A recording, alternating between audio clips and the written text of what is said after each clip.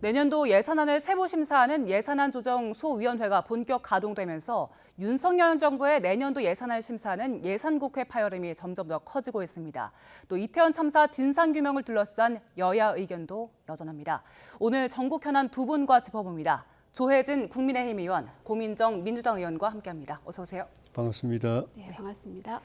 오늘 예산안 소위원회가 가동되고 있습니다. 내년도 예산 심의를 이제 진행하는 건데 예산 예비 심사 단계부터 여야가 굉장히 충돌을 했었는데 어떻게 전망하십니까?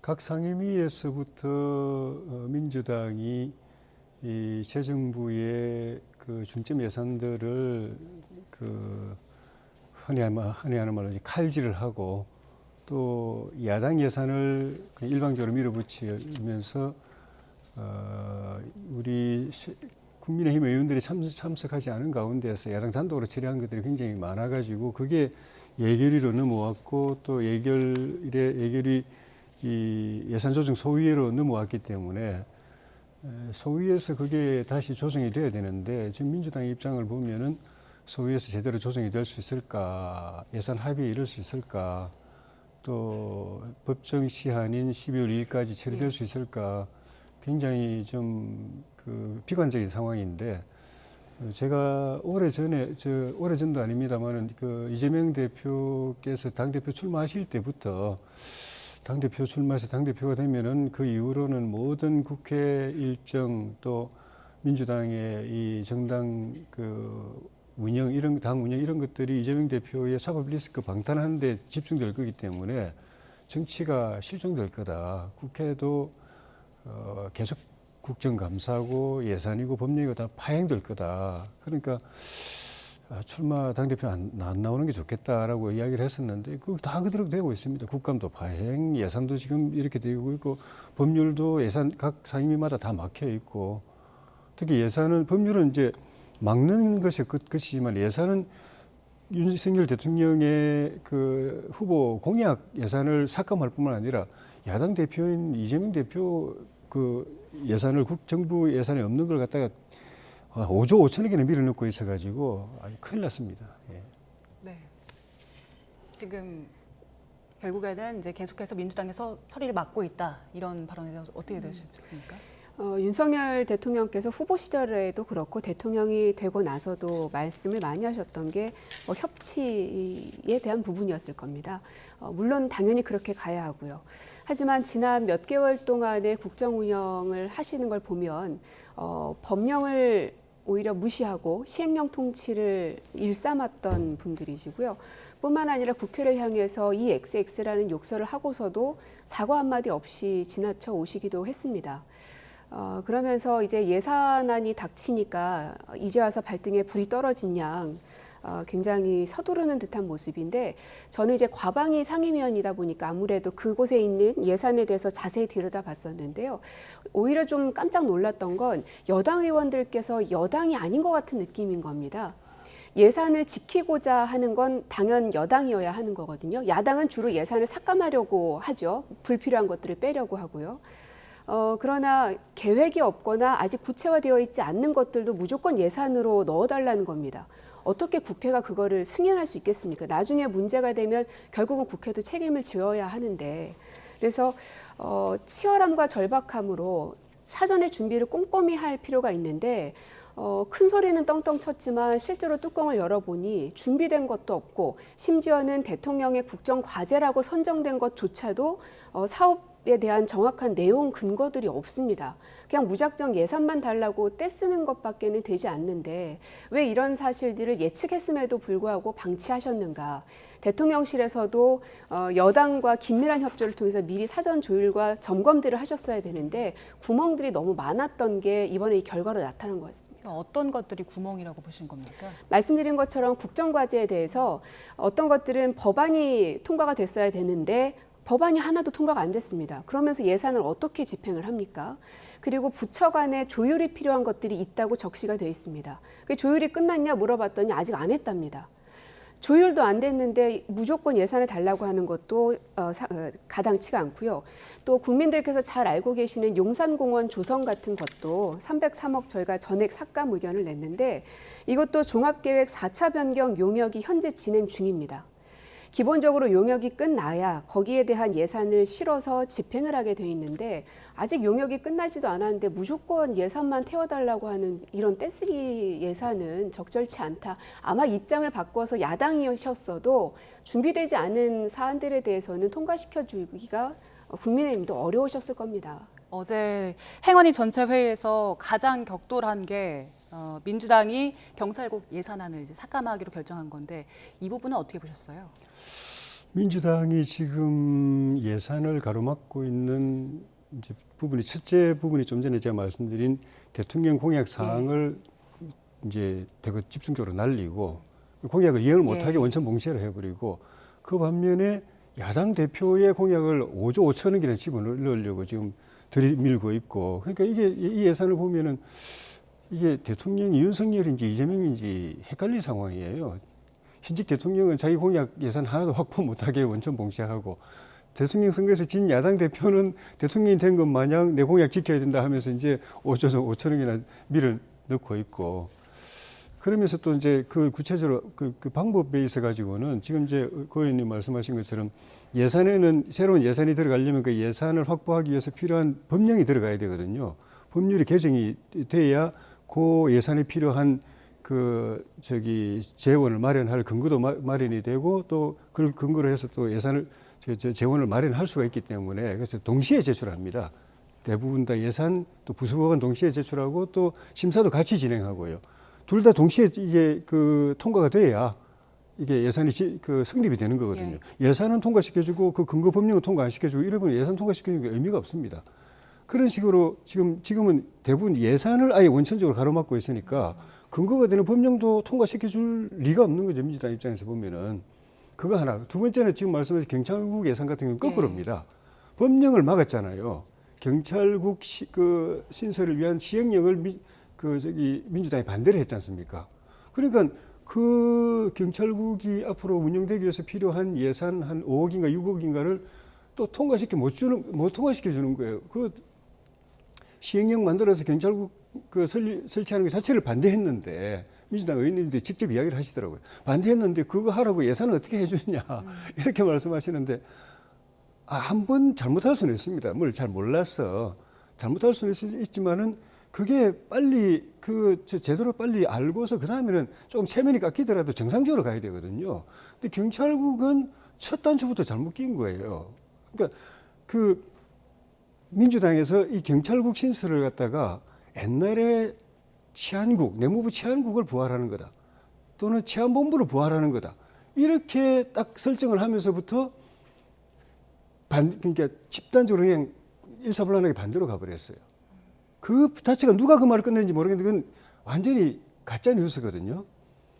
그러니까 옛날에 정부 수립 직후에 내무부 치안국 또는 1974년도에 그걸 성격해서 만드는 내무부 치안본부 이거는 그 자체가 경찰 조직입니다. 지금 경찰청이 그전에 치안본부였고 그전에 내무부 치안국이었는데 지금 경찰국은 경찰청은 별도로 있고 그 경찰청의 인사나 재정이나 정책이나 법령을 지원하기 위한 실무 부서일 뿐입니다.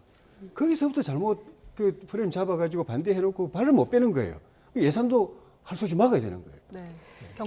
네. 경찰국은 지원을 하기 위한 실무부서가 아니라 모든 권한을 틀어쥐고 있는 컨트롤타워 역할을 하는 곳이죠.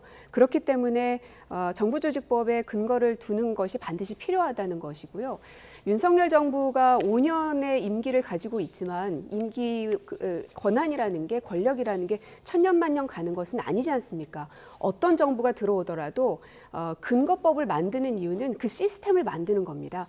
누가 하더라도 똑같은 결과물이 나올 수 있게 하기 위해서죠. 그래서 국회가 있는 거고요. 이런 법을 인정하지 않으신다면 우리 스스로 입법부인 국회의 권한이 필요 없다라는 걸 말씀하시는 게 되고요. 그리고 예산이 올해 말에 있을 거라는 거는 정부 출범 초기부터 예상되어 왔던 건데 저는 굉장히 유능한 정부이기를 좀 기대를 했습니다. 그러니까 저희 야당이 뭐라고 반박할 수 없는 정도의 내용들이 준비가 돼 있어야 되는데 아까 말씀드린 것처럼 준비는 하나도 안 돼 있는 상태. 그래서 굉장히 황당하고 좀 당혹스러웠습니다. 이렇게 준비가 안 돼 있는데 예산이 다 통과되리라고 기대를 한단 말인가? 그래서 사실은 과방위에서도 결국은 여야 간의 합의를 봐서 예산안을 통과를 시켰거든요. 그 윤석열 정부에서 국정과제로 하고 있다는 지지철 정부에 대해서 한 10% 삭감하는 것으로 조정을 해서 넘겼습니다. 그래서 모든 것이 뭐 독단적으로 그 예결 소위를 통과한 것처럼 말씀하시는 건 사실관계가 맞지 않고요. 그래서 지금 보면은 스스로 정부이기를 포기한 정부 같은 모습입니다. 지금은 야당이 아니시니 여당으로서 좀 책임 있는 모습으로 임해 주셨으면 좋겠습니다. 예.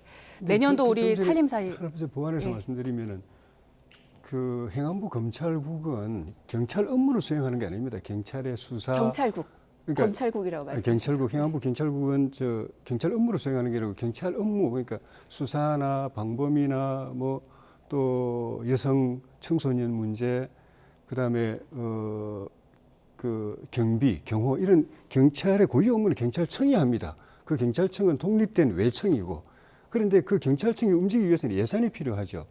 그리고 법령이 필요합니다. 인사가 있어야죠. 정책이 필요합니다.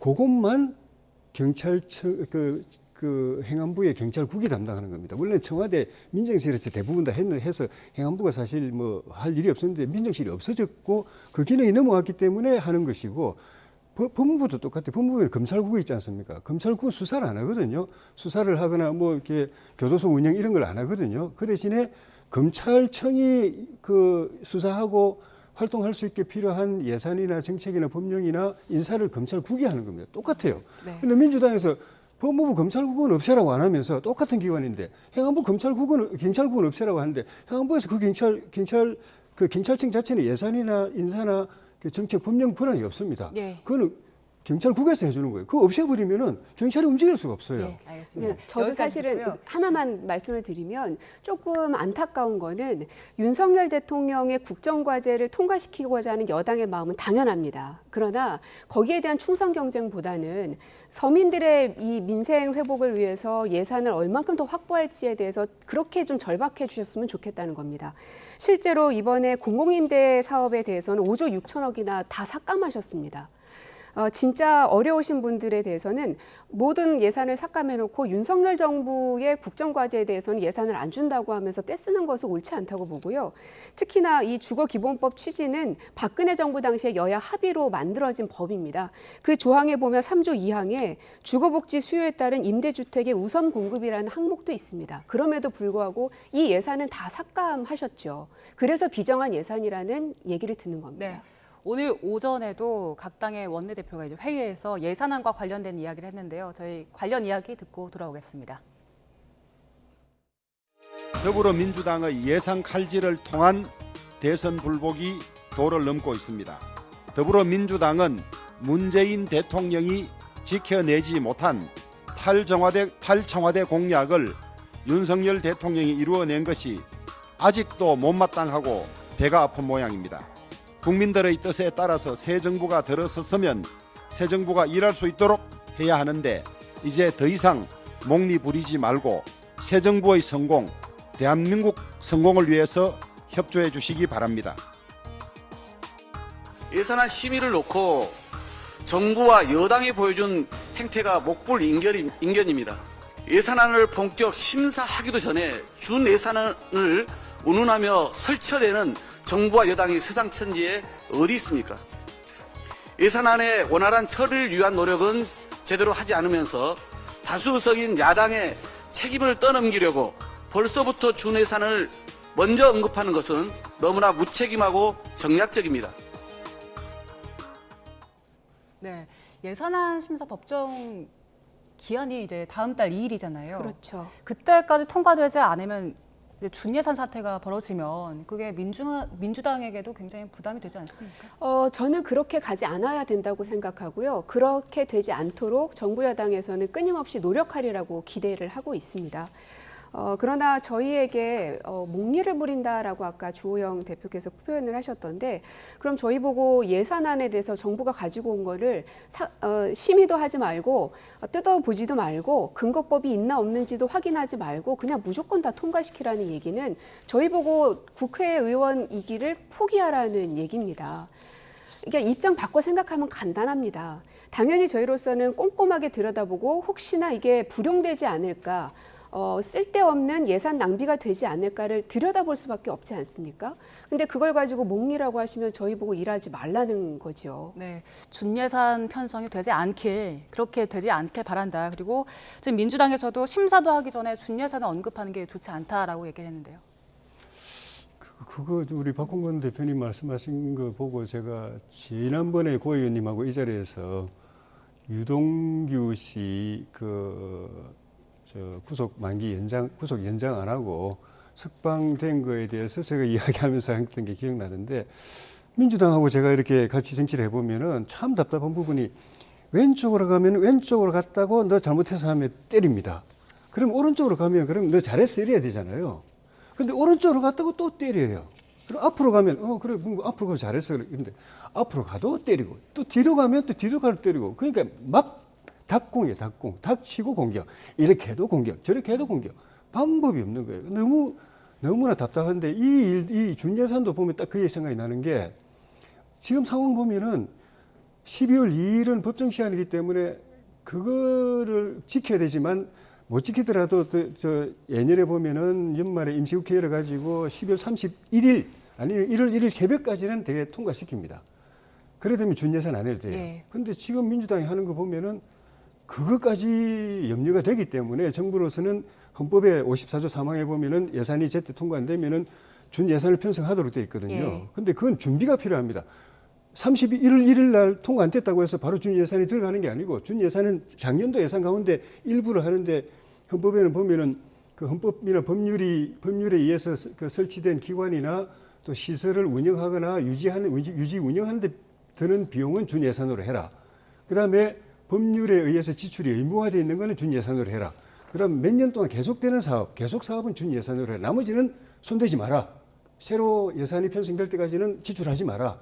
근데 그거를 다 분석을 해야 됩니다. 지금 작년 예산 중에서 그게 1항에 해당하는 게 뭐고, 2항에 해당이 뭐고, 3항에 해당이 뭐고, 다 준비가 돼 있어야 1월 2일 날 바로 집행에 들어갈 수 있는 겁니다. 그래서 지금 준비를 하는 건데, 준비를 하니까 박홍근 대표님이 그건 잘해야 된다고 이야기해야 되잖아요. 혹시 모를 상황에 대해서 대비하는 건데, 설치된다고 그러잖아요. 벌써부터 설치된다. 준 예산을 준비해도 저런 식으로 비난하고, 준비 안 했다가 갑자기 막 우왕좌왕하면 또 공격할 거 아닙니까? 야당이 이렇게 하면 안 되죠. 준비를 하라고 하든지, 아니면 우리가 확실하게 지켜줄 테니까 12월 2일 아니면 10월 31일까지 확실하게 해줄 테니까 준예산 편성되는 일은 절대 없도록 할 테니까 안 해도 된다. 거기 시간 낭비할 필요 없다고 확실하게 해주든지, 그러게 해야 되는 건데, 준비하면 준비하는 대로, 준비 안 됐다가 또 우왕좌왕하면 그것도 그대로 또 공격하고, 그러면 안 됩니다. 짧게 듣고 넘어가겠습니다. 그러면 국민의힘에서는 그렇게 말씀하셨습니까? 정부 여당의 입에서 준예산이 나와서는 안 된다고 생각합니다. 정말 어쩔 수 없는 막판의 지경까지 갔을 때는 모르겠으나, 아직은 그 말씀하신 12월 2일도 도래하려면 아직도 여러 날이 남았고요. 이제 예산 소위가 심의가 들어가지 않았습니까? 아직 그 본격적인 판이 시작도 안 됐는데 벌써 다 포기하는 거죠. 그래서 제가 정부이길 포기한 정부다라고 말씀을 계속 드리는 겁니다. 네, 저희 이제 주제를 넘겨서요. 정진상 정무조정실장 소환된 지 하루 만에 구속영장이 청구가 됐고, 내일 영장 실질 심사가 예정되어 있습니다. 굉장히 빠르게 검찰이 속도를 내고 있는데, 일종의 자신감이 붙은 거라고 봐도 되겠습니까? 제가 볼 땐 진행 과정을 보면은 빠르면 이달, 늦어도 다음 달 안에는 이재명 대표까지 수사가 매듭이 지어지지 않겠는가 하는 생각이 드는데, 이재명 대표까지요? 그렇게 이렇게 속도가 나는 게, 이게 완전 백지 상태에서 새로 수사하는 건 아니거든요. 지난 문재인 정부 때부터 수사를 했는데 상당 부분 이제 덮어두고 이렇게 묻어둔 것을 지금 수사하는 것이기 때문에 속도가 좀 빨리 나는 측면이 있고, 그다음에는 문재인 정부 때 저 한직에서 찬밥 신세였던 검찰의 엘리트들, 수사 능력이 아주 탁월한 사람들이 이번에 다 새 정부 되면서 수사 현장에 딱 배치되어 있기 때문에 굉장히 빨리 수사가 진행되는 것이고, 그리고 이 사건 같은 경우에는 몰래 숨어서 이렇게 한 게 아니고 관계되어 있는 분들이 지금 성남시의 공무원들도 있고 도시개발공사의 직원들도 있고 또 대장동 일당이라고 하는 그 사람들도 지금 다시 이제 그 자백을 하고 있고 하기 때문에 생각보다는 이게 수사가 빨리 가는 것 같아요. 네. 그리고 이것 때문에 지금 좀 전에 말씀드린 것처럼 국회가 거의 마비 상태고 국정이 엉망이 되니까 빨리 매듭을 지어주는 게 민주당도 정상으로 돌아가고 국회도 정상으로 돌아가고 국정이 이 정상적으로 운영될 수 있도록 하는 길이 아닌가라는 그런 생각까지도 해서 오래 끌수록 이거는 국민이나 국가에도 도움이 안 된다 해서 빨리 진행하는 것 같습니다. 지난 1년 동안 덮어둔 거 아니냐 말씀을 하셨는데 지난 1년 동안 검찰이 쭉 수사를 해왔죠. 다른 사람들이 한 게 아니라. 그리고 60차례 이상의 재판도 있었고요. 근데 이 모든 것들을 부정하는 셈인 건데 아주 유능한 검사들이 포진했다고 말씀하셨습니다. 그러면 나머지 검사들은 다 짐 싸고 집에 가야 되나 싶은 생각도 드는데 말씀하신 분들이 누구냐면요. 서울중앙지검 4차장 검사 고형곤, 또 반부패 수사삼부 강백신 부장검사, 호승진 부부장검사 이런 분들은요. 박영수 특검단 출신 검사들이죠. 이분들로 교체됐습니다. 그리고 또 한명숙 총리 당시에 위증교사 및 향응 접대 의혹의 감찰 대상자였던 분도 이번에 부장검사로 임명이 되기도 했습니다. 누가 유능한 사람들인지는 뭐 국민들께서도 판단을 하실 테니까 제가 여기다 토를 달지는 않겠으나 어쨌든 이 수사들이 어떤 정치적 수사가 아니기를 그리고 어떤 목표를 향해 놓고 어떤 마지막 그 꼬린 지점을 만들어 놓고 가는 몰아가기식 수사가 아니기를 좀 바랍니다. 검찰 수사 관련해서 박범계 의원 오늘 방송에서 이재명 대표 겨냥에 대해서 당 차원에서 공동 대응한 건 당연한 이치다 이런 얘기를 했었는데요. 일각에서는 이걸 당과 분리해서 대응해야 한다 이런 목소리도 나오고 있습니다. 관련 녹취 듣고 오겠습니다. 윤석열 정부가 지금 민생을 외면하고 정치 탄압을 하는데 이재명 대표만 탄압하는 게 아니고 문재인 대통령을 겨냥하고 문재인 대통령 당시에 강요를 했던 분들에 대한 대대적인 사정을 하고 있잖아요. 저는 정진상, 김용의 두 분에 대한 사법 처리가 궁극적으로는 이재명 당대표를 겨냥하고 있어서 이건 공동으로 대응해야 될 일이고 따라서 그것을 의원들에게 설명하는 것은 지극히 당연한 이치다. 이런 말씀드립니다. 이 문제는 성남시장 시절에 있었던 일이었습니다. 네. 아주 오래전에 있었던 일에 대해서 지금 당이 그 과거의 일까지 모든 것을 나서가지고 당 지도부가 올인해서 이렇게 나서고 있는 모습은 아마도 국민들이 보기에도 뭔가 이상하다라고 하는 생각이 들지 않을까 싶습니다. 박범계 의원, 공동 대응하는 건 당연한 이치다 이렇게 얘기를 했는데 지금 이원욱 의원 같은 경우에는 과거의 일을 당이 모든 걸 다 올인하는 건 옳지 않다 이런 의견이거든요. 네. 당 차원의 입장은 지금 어떤 겁니까? 글쎄요, 뭐 여기에 대해서 앞으로 이렇게 하겠다라고 뭐 어떤 당론을 정하거나 뭐 의견을 하나로 합치를 봤다거나 그런 건 아닙니다.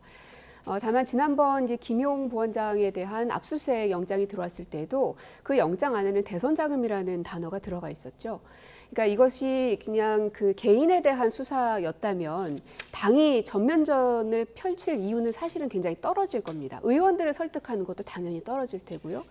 그러나 검찰에서 하고 있는 그 내용들을 보면 거의 대부분이 민주당을 향하고 있고 야당 대표를 이렇게 연결시키려는 무리한 시도들이 자꾸 보이기 때문에 당으로서는 여기에 대해서 대응하지 않을 수 없는 부분도 있습니다. 네, 지금 국민의힘에서는 사필 규정이다 이런 입장이지요.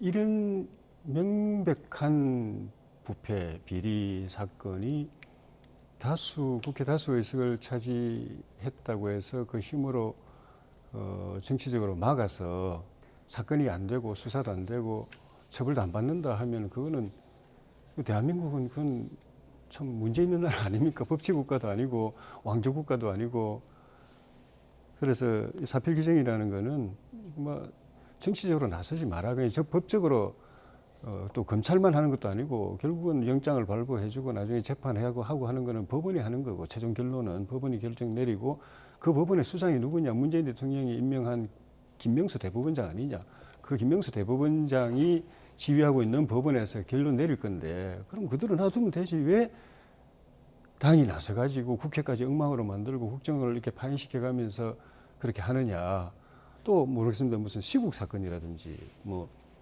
무슨 뭐 민주화 투쟁을 하다가 탄압을 받는지 이러면 또 당이 나설 수도 있는데 이거는 부패 사건이고 비리 사건이지 않습니까? 또 그 지금 당장 진행되고 있는 거는 이재명 대표의 손발들입니다. 그 손발 단계에서부터 당이 나서 가지고 저 정치적으로 투쟁하고 하는 거는 이거는 나중에 모르겠습니다만 민주당 주장대로 모든 게 억울하고 또 모함이고 그래서 다 깨끗하게 이 사람들 죄 없다 결백하다고 이렇게 법원이 결정 내려주면은 의미가 있을지 모르겠지만 안 그렇고 그 부패 비리가 확인이 되고 단죄를 받게 되면 그걸 같이 비호했던 민주당 뭐가 됩니까?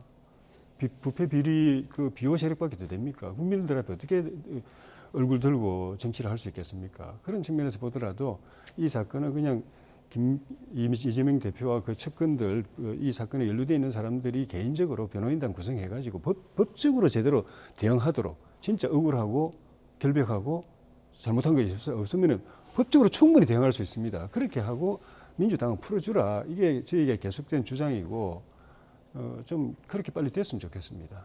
네, 알겠습니다.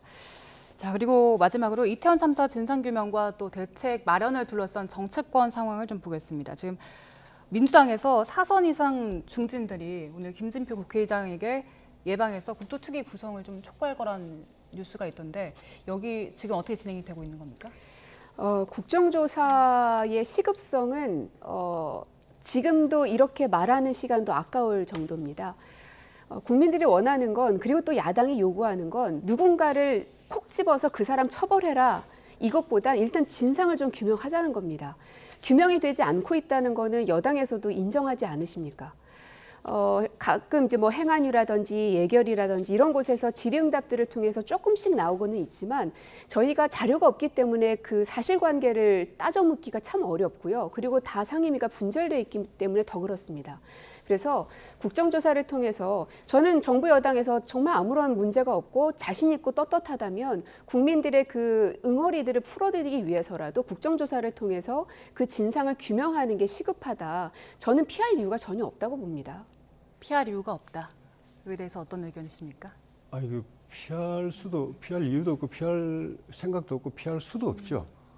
그 지금 의원님께서 떳떳하다면 자신 있다면 그런데 떳떳하지 않습니다. 자신 없습니다. 이게 이 비극적인 참사가 벌어졌는데 누가 이걸 갖다가 우리는 잘못 없다, 떳떳하다, 자신 있다.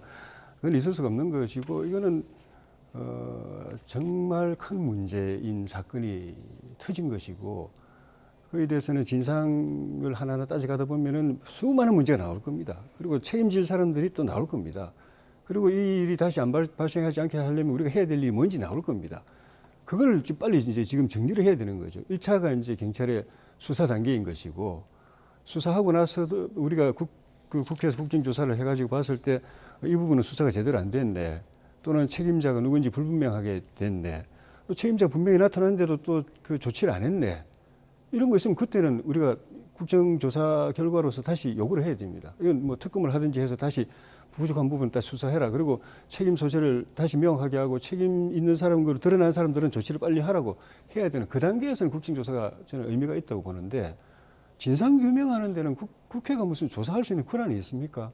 무슨 압수수색을 할 수 있습니까? 뭐 강제로 뭐 불러서 강제 신문을 할 수 있습니까? 아무것도 할 수 없는 국회인데 그러니까 지금 김진표 의장님도 고민하시는 부분이 그 지점일 것 같아요.